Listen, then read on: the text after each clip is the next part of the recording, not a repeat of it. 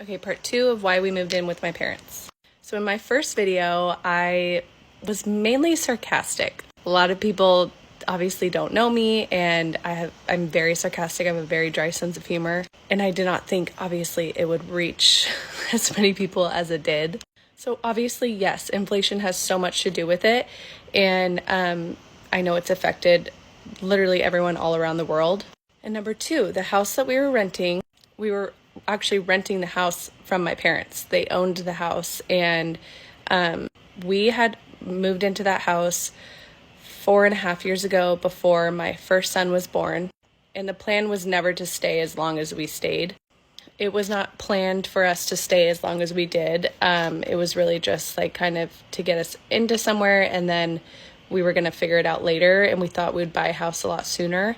But we were waiting because my husband was going to be making more money and all this stuff. And so we were just like, oh, let's wait because we can get qualified for more if we just wait a little bit longer. And then you know what hit. And so we were never supposed to stay as long as we did. And it also wasn't in a safe neighborhood. It's not where we ever wanted to raise a family.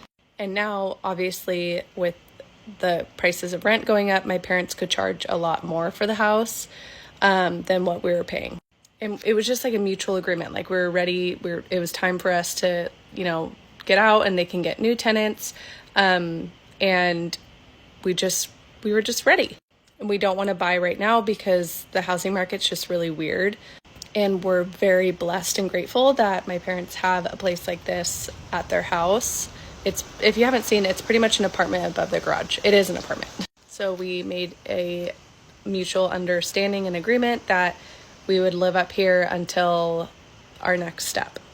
And this is just a great way for us to be able to save for a couple months or however long, and then we can have more of like a down payment for a house or whatever. And so I don't need people like commenting and telling me to not buy a $16 cup. And I also wanted to clarify, we are not broke.